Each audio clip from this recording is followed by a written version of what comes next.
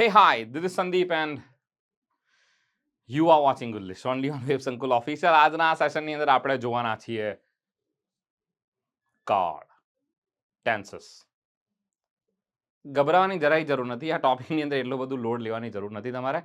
બહુ શાંતિથી સહજતાથી મજાની રીતે તમે ટેન્સીસ નામના એટલે કે કાર્ડ નામના ટોપિકને ભણવાના છો, શીખવાના છો, જાણવાના છો અને મારો અવાજ તમારા સુધી પહોંચી રહ્યો હશે. આ ચેનલને સબસ્ક્રાઇબ નથી કરી, ડુ સબસ્ક્રાઇબ ધીસ ચેનલ. વિડીયોને લાઈક નથી કર્યો, ડુ લાઈક ધીસ વિડીયો. આપણે જોઈ રહ્યા છે episode number 71 of Gujli series and આજથી એટલે કે ગઈકાલના સેશનથી તો મેં શરૂઆત ઓલરેડી કરી દીધી છે, એટલે લાસ્ટ સેશનથી શરૂઆત કરી દીધી છે 70th એપિસોડથી. આજે 71st એપિસોડની અંદર આપણે ટેન્સની ઓફિશિયલી રિબિન કટિંગ સાથે, આ અહીંયા રિબિન છે એવું સમજી લો તમે, આ ટેન્સની આપણે શરૂઆત કરી રહ્યા છીએ. ટેન્સીસની અંદર તમે કઈ કઈ બાબતો ભણવાના છો, શીખવાના છો. મેં તમને કીધું હતું કે ટેન્સીસ કદી પણ એકલો શબ્દ નહીં બોલાય અને હંમેશા આપણે ટાઈમ એન્ડ ટેન્સીસ એમ કહેતા હોઈએ છીએ. અહીંયા તમે જોઈ શકો છો, આને આપણે ટાઈમ એન્ડ ટેન્સીસ કહીશું. પરંતુ એ પહેલા એક નાનકડી જાહેરાત કરી દઉં છું. ચલો, શું છે જાહેરાત? યસ, વેબ સંકુલનો ઓનલાઈન અને ઓફલાઈન બુક ફેર ચાલી રહ્યો છે.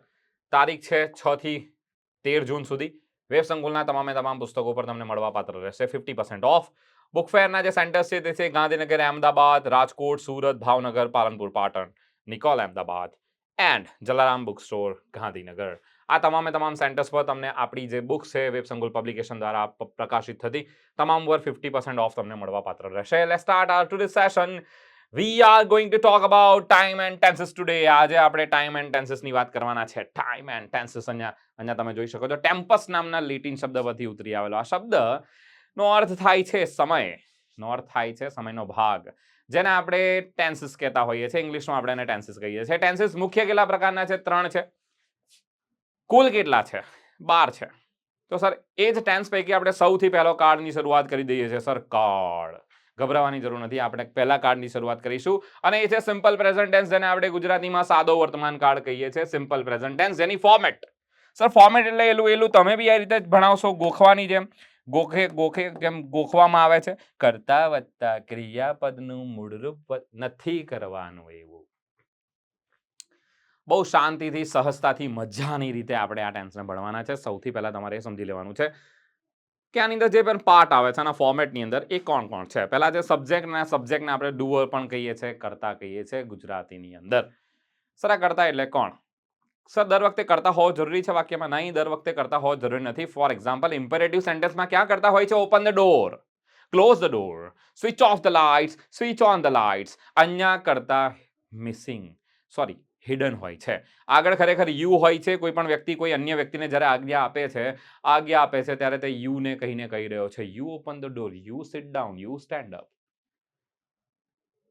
અચ્છા, એટલે યુ બોલવામાં નથી આવતો, આપણે ડાયરેક્ટ કહી દઈએ છીએ એમ ને? હા, બસ એ રીતે છે. ઇન શોર્ટ, તમે ઇમ્પેરેટિવ સેન્ટેન્સીસ જેટલા પણ બોલો છો બધા સિમ્પલ પ્રેઝન્ટ ટેન્સની અંદર હોય છે, સાદા વર્તમાન કાળની અંદર હોય છે. આને સિમ્પલ ઇનડેફિનિટ ટેન્સ પણ કહેવામાં આવે છે. રોજિંદી ક્રિયા દર્શાવવા માટે, સનાતન સત્ય દર્શાવવા માટે, વૈજ્ઞાનિક તથ્ય દર્શાવવા માટે, ગાણિતિક નિયમો દર્શાવવા માટે, કહેવતો દર્શાવવા માટે, રોજિંદી ટેવ દર્શાવવા માટે, કમેન્ટ્રી દર્શાવવા માટે, ન્યૂઝપેપરની હેડલાઇન સાથે ભૂતકાળની કોઈ વસ્તુ, ભૂતકાળની કોઈ ઘટના છે એનું આબેહૂબ વર્ણન કરવા માટે, રેસીપી વાનગી રજૂ કરવા માટે, રસ્તો માર્ગ દર્શાવવા માટે.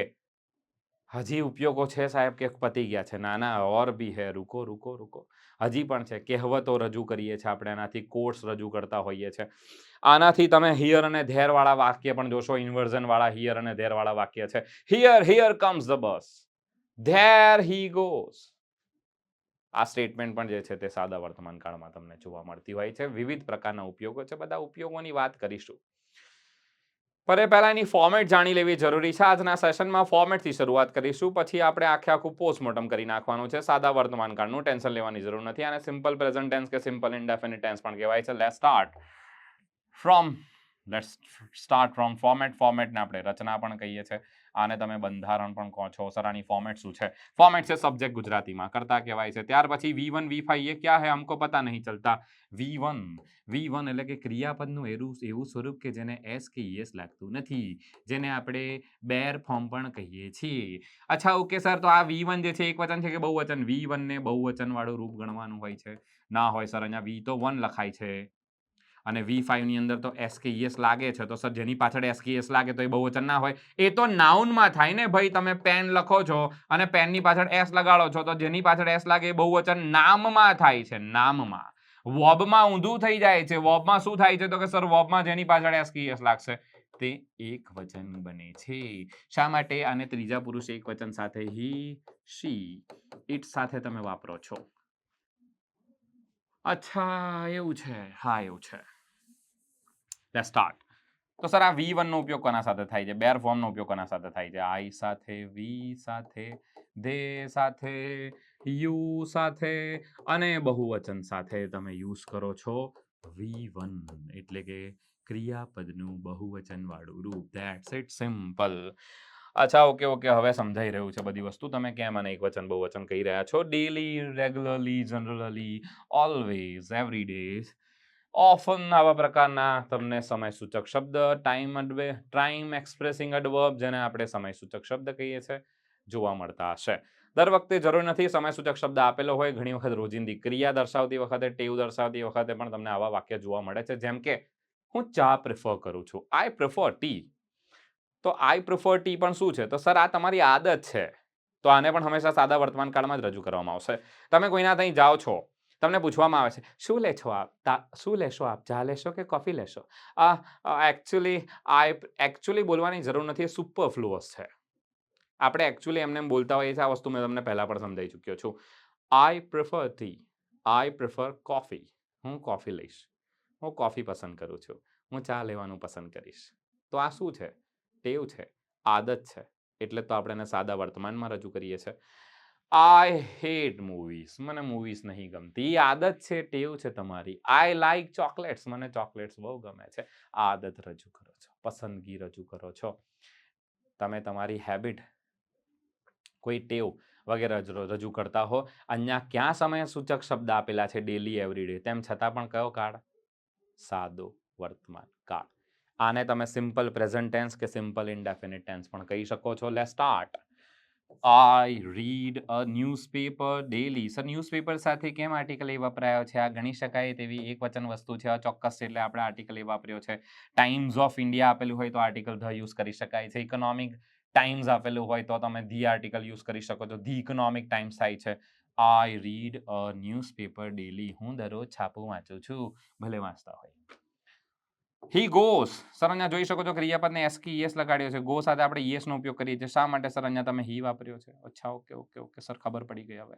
હી પછી ગોઝ નો ઉપયોગ કરીએ છીએ. સર આ V5 નો ઉપયોગ કરીશું. Two temple.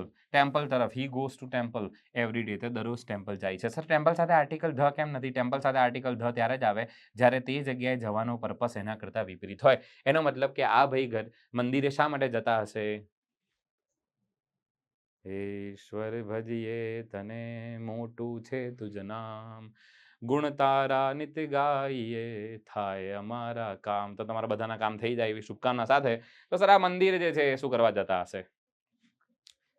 બટ ઓબ્વિયસ છે, પ્રાર્થના કરવા માટે. એટલે તો આની સાથે આર્ટિકલ યુઝ નથી થયો, પરંતુ આંટા મારવા માટે કોઈ જતું હોય તો આર્ટિકલ ધનો યુઝ થાય છે. વિપરીત હેતુ માટે તમે કોઈ જગ્યાએ જાઓ છો, જે હેતુ માટે તે જગ્યા બનેલી છે ત્યાં આર્ટિકલ ધનો ઉપયોગ થતો હોય છે. આ આર્ટિકલનો નિયમ પણ મેં તમને આની સાથે સમજાવી દીધો છે. એવરીડે શબ્દ આપેલો છે. He goes to temple everyday. સાદા વર્તમાન કાળની ફોર્મેટ. સબ્જેક્ટ, હા સર, આઈ અને હી સબ્જેક્ટ છે. V1 V5 sir read, goes અને object. Sir a newspaper. Sir અહીંયા જે છે તમે જોઈ શકશો. Let's see another one. હવે આપણે જોઈશું સિમ્પલ પ્રેઝન્ટ ટેન્સ, પરંતુ પેસિવ વોઇસની વાક્ય રચના. સર પેસિવ પણ ભણાવી દો છો આની સાથે સાથે? હા હા હા હા, ટેન્સ ભણી રહ્યા છો તો ફોર્મેટમાં બધી ફોર્મેટ્સ આપણે લઈ લીધી છે. પેસિવ ફોર્મેટની અંદર શું હોય છે? તો પેસિવમાં ઘણા લોકો એવું વિચારે છે, અચ્છા સબ્જેક્ટ પછી V1 અને V5 એવું તમે લખ્યું હતું અને પછી તમે ઓબ્જેક્ટ લખ્યું હતું, તો હવે છે ને પેસિવમાં છે ને ઓબ્જેક્ટ પહેલા આવે, પછી ઇઝ એમ આર આવે, ઇઝ એમ આર આવે અને પછી છે ને સર અહીંયા છે ને V3 આવે અને પછી છે ને બાય. એવું નથી હોતું. અહીંયા ઓબ્જેક્ટ ના આવે. ઓબ્જેક્ટ તો ટુકડો છે, સબ્જેક્ટ જ આવશે શરૂઆતમાં તો. એટલે સર ઓબ્જેક્ટ છે ને એ સબ્જેક્ટનું સ્થાન લઈ લેશે. સબ્જેક્ટ તો સબ્જેક્ટની જગ્યાએ જ રહે છે, પરંતુ તમે જે એક્ટિવ વોઇસમાં અહીંયા જે ઓબ્જેક્ટ લખ્યો હતો ને, કયો? અ ન્યૂઝપેપર ઓબ્જેક્ટ છે. આ ઓબ્જેક્ટ છે ને સબ્જેક્ટના સ્થાને આવી જશે. તો ખરેખર અ ન્યૂઝપેપર ઓબ્જેક્ટ નથી. અ ન્યૂઝપેપર તો એક શબ્દ છે જે પોતે ન્યૂઝપેપર પોતે શું છે? સર ન્યૂઝપેપર એટલે નાઉન થાય. આ છે ને પહેલા કોના જગ્યાએ હતો? ઓબ્જેક્ટના જગ્યાએ હતો. હવે ઉઠીને કોના જગ્યાએ જશે? સબ્જેક્ટના જગ્યાએ જશે. ખાલી જગ્યા બદલાય છે. આઈ અહીંયા સબ્જેક્ટના સ્થાને છે. આઈ પોતે પ્રોનાઉન છે. હવે ઉઠીને ઓબ્જેક્ટના જગ્યાએ જતો રહેશે. આઈનું સબ્જેક્ટિવ કેસ આઈ છે, ઓબ્જેક્ટિવ કેસ મી છે, એટલે પેસિવ ફોર્મમાં આઈનું મી થવું કમ્પલસરી છે. દેખી લો. અચ્છા સર, ઓકે ખબર પડી ગઈ. ન્યૂઝપેપર સબ્જેક્ટના સ્થાને આવી ગયું. હા, પછી આપણે પેસિવમાં શું કરીએ છીએ? ઇઝએમઆરમાંથી કશાનો ઉપયોગ કરીએ છીએ. તમારે આટલો જ ટુકડો યાદ રાખવાનો બસ. સાદા વર્તમાનકાળનો એક્ટિવ વોઇસ શું થાય? ઇઝએમઆર પ્લસ V3. શરૂઆતમાં તો સબ્જેક્ટ આવે છે અને પેસિવ વોઇસની એક જ વસ્તુ હંમેશા યાદ રાખવાની. પેસિવ વોઇસમાં સેકન્ડ પોઝિશન પર હંમેશા ટુ બીનું રૂપ આવે છે. કોઈ પણ વાક્યનું પેસિવ ફોર્મ કરજો. સાદા વાક્યની હું વાત કરી રહ્યો છું ખાસ કરીને. પાછા આમાં કમેન્ટ સેક્શનમાં ઘણા લડશે, પણ પ્રશ્નાર્થ વાક્યમાં તો નથી, એ નથી કહેતો હું. પેસિવ વોઇસની અંદર હંમેશા સાદું વિધાન તમે જોઈ રહ્યા છો, ત્યાં તમને સેકન્ડ પોઝિશન ઉપર ટુ બીનું રૂપ એટલે કે ટુ બીનું ફોર્મ જોવા મળે છે.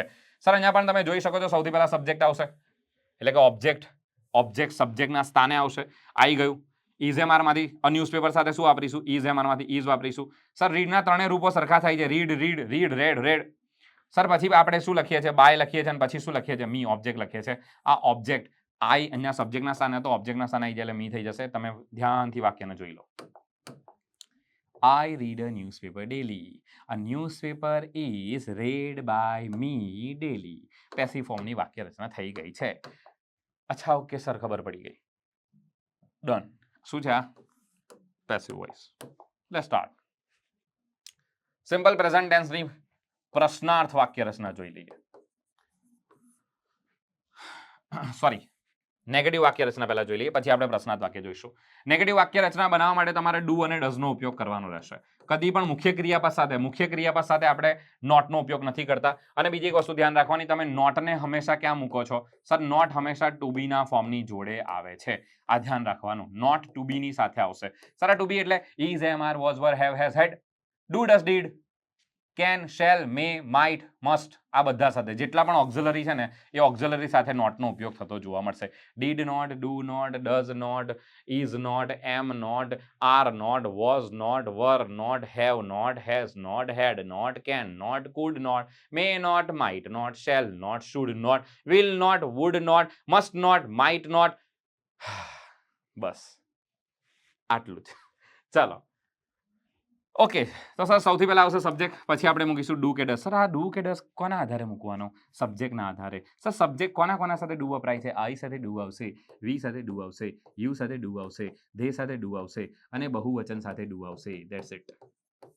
અચ્છા, એ તો સાહેબ આ તો એવું જ થયું ને કે આ ડુ જે છે એ તો V1 જેવું છે. હા. અને સર ડઝ એટલે એની પાછળ ES લાગે એટલે V5 જેવું છે. તો સર જેના સાથે V5 આવે છે એટલે કે હી, શી, ઇટ અને એક વચન, તો આના સાથે જ સર આના સાથે જ આ ES વાળું ફોર્મ આવે. એવું જ થયું ને, ડઝ વાળું ફોર્મ. બસ એવું જ તો કહી રહ્યો છું. પરંતુ એક વસ્તુ ધ્યાન રાખવાની, જ્યારે તમે નેગેટિવ બની રહ્યા છો ત્યારે ડુ, ડઝ, પછી તમે પાછા નોટ લખશો નકાર બનાવવા માટે. આના પછી જે પણ અહીંયા ક્રિયાપદ આવશે ને, હંમેશા V1 માં આવશે. That's it. આ ફોર્મેટ કરી નાખવાની. આ ફોર્મેટ મારી નથી, હું ઘરેથી નથી લાવ્યો, અંગ્રેજી ગ્રામરની છે. મેં ભણાયું જો પરીક્ષામાં ના. આ યુનિવર્સલ છે, આવું પૂછાય છે, સામાન્ય છે બિલકુલ. અહીંયા ડીડ હોય ને તોય એ જ વસ્તુ થાય છે. Did not V1, does not V1, do not V1. That's it. Simple છે વસ્તુઓ. મારી ઘરની થોડી બનાવેલી છે. જોયું, મેં ભણાયું પૂછાયું, તમે ભણાયું પૂછાયું નહીં. ગ્રામરમાં જે છે એ પૂછાયું, ગ્રામર પૂછાયું છે. મેં એક માધ્યમ છું. હું એક માધ્યમ છું. ચલો, subject do not V1, object I do not read a newspaper daily. He does not go. જો ગોઝનું શું થઈ ગયું? હા, આ ધ્યાનથી જોવાનું છે તમારે. કેમ તો કે સર અહીંયા હી સાથે ઓલરેડી ડઝ તમે લગાવી દીધો છે, કેમ કે વાક્ય તમારે નકાર બનાવવાનું છે એટલે ડુ ડઝનો ઉપયોગ કરવો પડશે સાદા વર્તમાન કાળમાં. He does not go to temple every day. That's it. આ થઈ ગયું છે નેગેટિવ. હવે જોઈએ ફટાફટ પ્રશ્નાર્થ વાક્ય. અને પ્રશ્નાર્થ વાક્યની અંદર શરૂઆત આપણે શાનાથી કરવી પડશે? જેમ નકારની અંદર તમે ડુ અને ડઝ લાવો છો, તો પ્રશ્નાર્થની અંદર પણ તમારે ડુ અને ડઝ લાવવો પડશે. ડુ અને ડઝ પછી તમે લખશો સબ્જેક્ટ. આ રહી ફોર્મેટ તમારી સામે છે. ડુ, ડઝ, સબ્જેક્ટ પછી V1. હવે જો આ પણ પેટર્ન ધ્યાન રાખજો, જેમ હમણાં તમે નોટ વાળી ધ્યાન રાખીને ડુ, ડઝ અને ડીડ. આના પછી તમને નામ અથવા તો સર્વનામ જોવા મળે. કેમ કે સાહેબ અહીંયા સબ્જેક્ટના સ્થાને કોણ હોય? યા તો નામ હોય યા તો સર્વનામ હોય. એના પછી હંમેશા V1 જ આવે છે. આ પેટર્ન પણ ધ્યાન રાખવાની. આટલી મેં ભણાયું મારામાંથી આવ્યું. ના, આ તો ઇંગ્લિશ ગ્રામરમાંથી છે. ગ્રામરનો કન્સેપ્ટ છે ભાઈ, મારો ઘરનો નથી બનાવેલો, ગ્રામરનો છે અને પૂછાવાનો છે. Simple. Do does subject V1 object પ્રશ્નાર્થ ક્વેશ્ચન માર્ક એટલે કે ઇન્ટ્રોગેટિવ સ્ટેટમેન્ટ છે. પ્રશ્નાર્થના કહેવાય, ગુજરાતીમાં આપણે એને પ્રશ્નાર્થ કહીએ છીએ, અંગ્રેજીમાં એને ઇન્ટ્રોગેટિવ સેન્ટેન્સીસ કહીએ છીએ. ઇટ્સ ઇન્ટ્રોગેટિવ સેન્ટેન્સ, ઇન્ટ્રોગેટ કરવા માટે વપરાય. પોલીસ ઇન્ટ્રોગેટ નથી કરતી. બોલ તારું નામ શું છે, પછી કેમ આવું કર્યું હતું, ઇન્ટ્રોગેટ કરવું જેને કહેવાય છે. That's it. સો ફટાફટ જોઈ લઈએ આપણે. Do I read a newspaper daily? Does he go? Does જો સબ્જેક્ટ. હા સર, અહીંયા પાછો યસ છે નથી, કેમ તો આગળ યસ આવી ગયો છે. Does he go to temple every day? That's it. આ પ્રશ્નાર્થ વાક્ય અહીંયા પૂરું થાય છે.